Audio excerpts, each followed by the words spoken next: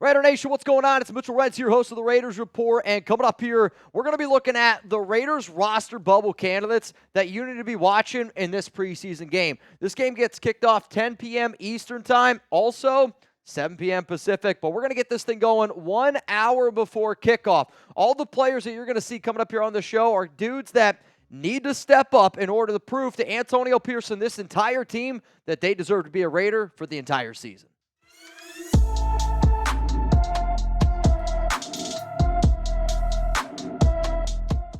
We are in a hell of a sub-battle this week against the Niners, and this is going to be my last opportunity to try to catch up against them. If you hate the 49ers, and if you don't want to lose this Bay battle, hit that subscribe button, turn on those notifications, and be ready to rock and roll Oakland style when we take on the 49ers tomorrow. So what you're going to see here on today's show is I have ranked the top 10 players to watch up against San Francisco, and the fact that none of the Raiders starters are playing, I'm kind of curious to see if the entire team ends up, being at the field. Obviously, I anticipate that they are, but is every player going to be suited up? Something that I'm going to be watching. But if you're in this game, that tells Antonio Pierce, that tells Tom Telesco that you're not a lock to make it. So if you're in this game, you got to go out there and you got to be able to prove your business. So I know a lot of people are probably going to think, well, Mitch, Aidan Gardner, they're not playing. Correct. Gardner Minshew's not playing. Aidan O'Connell's not playing. And I'm not going to put Carter Bradley and Nathan Peterman in the top 10 players, though it's definitely something that you need to watch simply because it is a quarterback battle going on right now for that QB3 spot. So out of these two players right here, Carter Bradley, Nathan Peterman, who are you more excited to watch? Type CB for Carter Bradley, or I want you to type NP for Nathan Peterman. I will say that Nathan Peterman's probably the best Raiders quarterback to wear 10 in quite some time, definitely over the last 2 seasons. But I want to see Carter Bradley go out there and do it. I'm still going to believe that Peterman's going to end up being a QB3 because of the role that he's going to play, where it's more important to have your QB3 to be able to go out and execute during practice compared to actually going out there and play.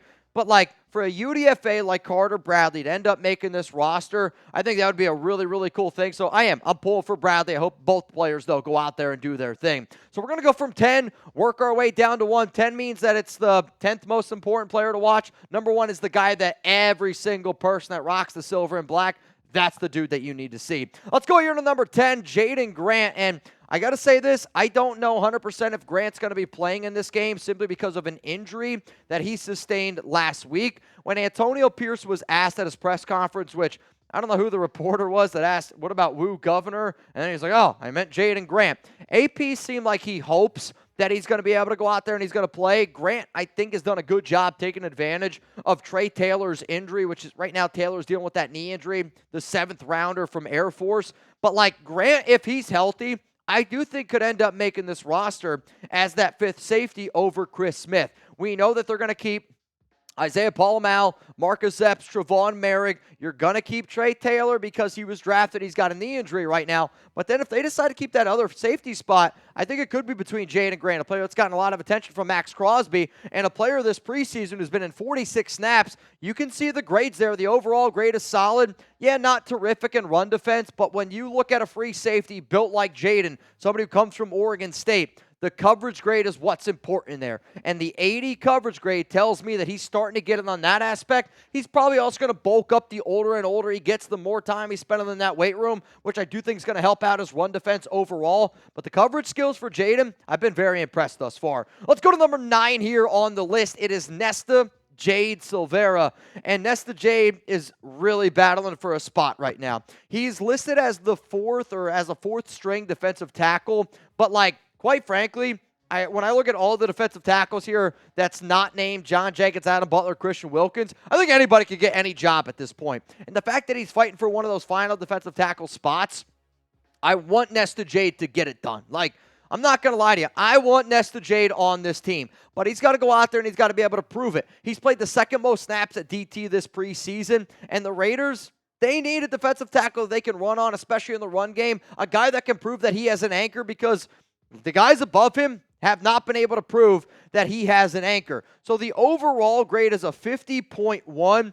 The run defense grade is a 53.1. Tackling, definitely not something that he's done a very solid job of. And I know it says COV. The 55.2 is actually his pass rush grade up there in the 42 snaps. Nesta Jade hasn't done anything great. The run defense is solid. The tackling, again, in a small sample size, if you miss one tackle, it really skews your grade, which he has one missed tackle. But, like, he hasn't been good.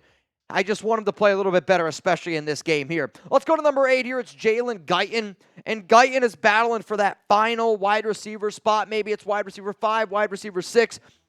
He's got those connections with Tom Telesco. He has spent the past 4-ish seasons with the Chargers. But this is another player who is listed as the 4th-string wide receiver, and Guyton has played in 42 snaps this preseason, which is the 5th most out of all the wide receivers. Trey Tucker's not going to be playing in this one. Brock Bowers isn't going to be playing in this one. But, like, the fact that Guyton has an opportunity to go out there and potentially work with the ones, that's going to help him out. He's only seen 3 targets this preseason, and he's brought in all 3 of those for 32 yards. He's a dude that can stretch the field, and I'm hoping gets some more opportunities to be able to show some of that speed, to be able to show the fact that he can stretch it out. He has dealt with some minor injuries this offseason. He did start training camp on the PUP list, but Guyton has been a good depth player in practice and out there in the preseason. But, like, he's not the receiver that I'm going to be paying attention to the most. You can obviously talk about Randall Keaton, Tulu Griffin, these dudes, but Kristian Wilkerson is a player that, quite frankly, I owe an apology to. And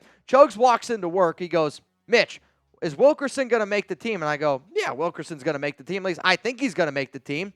And he's like, I don't know, man. You might have to go out there and do a beer bong to say you're sorry to Wilkerson because a few weeks ago you said he wasn't going to make it. Wilkerson, I'm looking you dead in the eyes right now. I'm wrong. Throw those tomatoes at me. I do. I think Wilkerson ends up making this team, and I think he's going to be that wide receiver 5, that wide receiver 6. He has played the most snaps at wide receiver, which tells me, one, that they wanted to see what he can do. If you're going to put a player out there and have him play the most snaps at wide receiver, that's them telling you, we need to see more of this guy to be able to make an evaluation on him. And sometimes when you don't play as many snaps in the preseason, it already means that, hey, we know what he already is. For Wilkerson, though, he's a player that he just continuously finds out a way to be able to make a team. He's not an overly great athlete. He does things well enough to be able to get the job done. A player that's seen 7 targets. Only 4 catches for 34 yards. That first preseason game against the Vikings definitely hurt his numbers. But that second preseason game, which I think we could all agree was the more important game, they targeted him a lot more, and I thought he did a good job being able to show up. But for a dude like Guyton and Wilkerson, how do they look next to Randall Keaton? How do they look next to Tulu Griffin? A Tyreek McAllister is another name to go out there and throw him out. Alec Bachman is another player to throw out there. But those 2 dudes is the 2 dudes that I think have the best chance to make it, which is why I'm going to be watching them the closest. Before we get into the top 6 players to watch that are on the roster bubble for this game, huge shout out to our sponsor, Prize Picks. And the fact that football's back, Prize Picks, man, is an absolute must. Go to prizepicks.com/CLNS and make sure that you use code CLNS for that first-time deposit match up to $100. You can now win up to 100 times your money on Prize Picks with as little as 4 correct picks. You can turn 10 into 1,000. Prize Picks is America's #1 daily fantasy sports app with over 5 million active members. Download the Prize Picks app today. Use code CLNS for a first deposit match. As you can see, Chuck just put that link for you guys down in the live comments section. But also, the reason why I love Prize Picks is because it's a lot of fun, super easy to do. Prize Picks, run your game. You can sign up today and get $50 instantly when you play 5. You don't need to win to receive the $50 bonus. It's actually guaranteed. Prize Picks is available in more than 30 states across the country, including Texas, Georgia, California. So my picks for week 1 up against the Chargers, I have Devontae Adams getting the more. Brock Bowers, I just took the less because I know it's difficult for a tight end to get acclimated right away to the NFL. Plus the foot injury, it's worrying me a little bit because he's Brock Bowers. I also took the more with Justin Herbert because I do anticipate the Chargers to be losing this game, so they're probably going to have to throw it near the end of the game. So one more time here, download the Prize Picks app today. Use code CLNS for that first deposit match up to $100. That's code CLNS on Prize Picks for a deposit match up to $100. Prize Picks, run your game. Let's go to number 6 here on our roster bubble candidates list. It's Charles Snowden. And Snowden is a monster of a human being at 6'7", but he also has a lot of ties with some previous coaches. Also, Champ Kelly was with the Chicago Bears. Not last season, he was with the Raiders a little bit, but has played with the Chicago Bears before. But, continues to impress this entire offseason, fighting for that defensive end spot. And if I'm sitting up here going, I want Tyree Wilson to play defensive tackle, I want Tyree to be able to play defensive tackle, which then makes Janarius Robinson our 3rd defensive end, which then I actually think makes Charles Snowden our 4th defensive end. He's played in 34 snaps. That's the 4th most at DN. But when you look at from top to bottom, his preseason PFF grades, he's got a 71.1 overall grade. The run defense grade is something you like. The tackling is something you like. Yeah, you want to see a little bit more out of the pass rush selection, but the fact that he's done so good against the run does make me want him out there in a situation, because I know Malcolm Kuntz can get after the quarterback. So if you want to bring in another DE just to give Kuntz a breather on a potential running situation, Snowden has showed that he can end up getting it done. Let's go to number 5 here. It's backup center Ben Brown. And Brown has done some good things in this preseason, a player that, I didn't really know too much about, and I've been watching a little bit more tape on him. And if I'm going to say that the Raiders told me that they're looking for, that they have 8 offensive linemen right now that they're confident in, okay? They want to be able to get one more. He's the main backup at center, and he's been the main backup to Andre James this preseason. He's also played the 3rd most snaps on offense. It's tied for 3rd. It's technically him and Jordan Meredith have both played 74 snaps. But again, when you're playing that many snaps, it means that, A, the Raiders want to see more out of you, and they want to see what you can do. The 57.9 overall grade is, it's okay for somebody of his caliber, but if he can just be a reliable player, somebody can go out there and do his thing and protect the quarterback, he's got to be better in that regard, I think, to end up making the squad. The problem is, though, is he going to be somebody that they commit to? I would say right now, if they kept 9 offensive linemen, Ben Brown might be that number 9 guy. The other player that's probably battling with him is Jordan Meredith, and Ben maybe helps them out a little bit more because he's the backup center, where Jordan Meredith has been the better player this preseason. He's also somebody that has, some of those ties with Luke Getsy, some of those ties with some of those old Bears staff members that we've had now. But he's looked really good in pass blocking situations, and he has, man. Quite frankly, there's a part of me, I'm like, do we just put Jordan Meredith instead of Cody Whitehair? Because Whitehair has not done anything very special to me.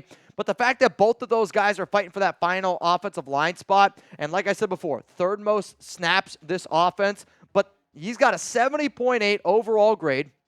Look at that pass blocking grade, which when he's been in pass blocking situations, I'll admit, when you watch the tape, I don't know if it actually deserves an 89.6. He's had easier situations, maybe than some other offensive linemen, but an 86.9 is not a grade that you get by accident. He has been playing a lot better than what I anticipated. And when the Raiders' offensive line, Colt Miller, Jackson Powers, Johnson, they're both off the PUP list, so you got good news there.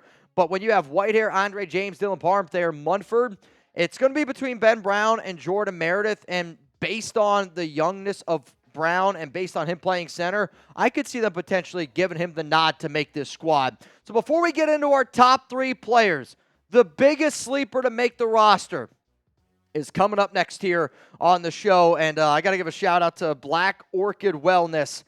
You already know who it is. And for those of you watching live, you probably know who it is as well. But who is a sleeper that, maybe not a lot of people think end up making this team, but could end up making the team? My answer to this question is coming up here on the Raiders Report. But first, I do want to tell y'all a little bit about an awesome thing that Chugs and I got going on, where Chugs and I are going to be in North Carolina week 1, and I know a lot of people that are watching the show are like, dude, I can't wait. Heck, I was talking to, shout out to Skinny Black on Instagram. He's like, bro, I finally get to meet you and Chugs in North Carolina. Oh, yeah, pull up with me and Skinny Black. Go to chatsports.com/week1 to get those free watch party tickets. On top of that, not only is it free watch party tickets, we're going to be hanging out with the entire nation. I was told that a special guest appearance is going to be there, so stay tuned on that. You're also going to be able to enter win a chance for some amazing halftime prizes, also including some Raiders gear and exclusive memorabilia. You can enjoy a selection of delicious food and refreshing drinks at the new location, Back Then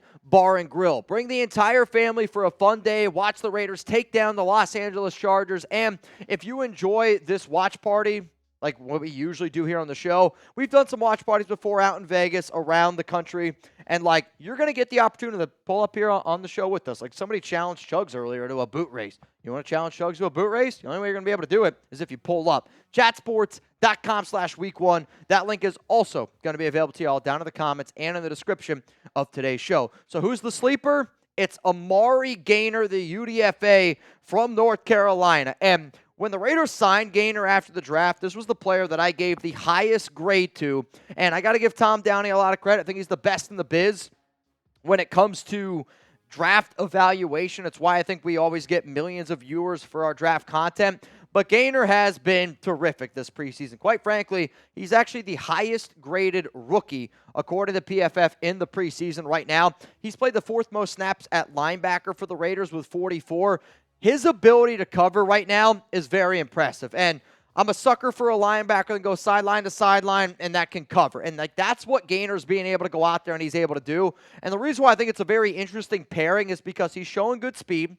He's showing good burst. Yeah, the tackling needs to get a little bit better, but he's been so good in the coverage area, which is why his PFF grade is so high. I'll admit, I'm not a mathematician. I don't know how PFF comes up with their grades overall, but I don't know how it's an 89.9. The reason why I think it's an interesting combination, though, is Robert Spillane, also a player like Tommy Eichenberg. Eichenberg's more of a run stopper. If Gainer can prove that he can be a reliable defender in the passing game, which not really what Amari Burney is, it's not really something that Luke Masterson is as well. And when you look at what Amari's bringing to this team right now, I'm telling you what, I would say that it's not impossible. I'd probably only give it one just win, baby, but definitely pouring for Gainer to end up making this squad. Let's go to number 2. It's Byron Young at defensive tackle, and he was drafted in the 3rd round, 74 overall last season with the Ziegler and McDaniels regime, and despite him being drafted there, he's fighting and clawing for a roster spot, and he better hope that he doesn't have to drop an anchor to stay with this team because it's not there. And I always try to give players the benefit of the doubt, right? Especially in the offseason. May, June, and July, I will give players the benefit of the doubt. Now, don't get me wrong. I'm always going to give you my honest opinion, and that's why I want people to watch this show. I'm never going to sugarcoat anything. I don't think friends sugarcoat anything. You tell it how it is, and you don't always have to agree with me. That's the best part about this show. It's the best part about life. But he has not shown me any improvements this entire offseason. And a player that you want to see him go out there and make an impact. And the Raiders, they want him to go out there and make an impact. They have played him at more snaps than any other defensive tackle this entire preseason.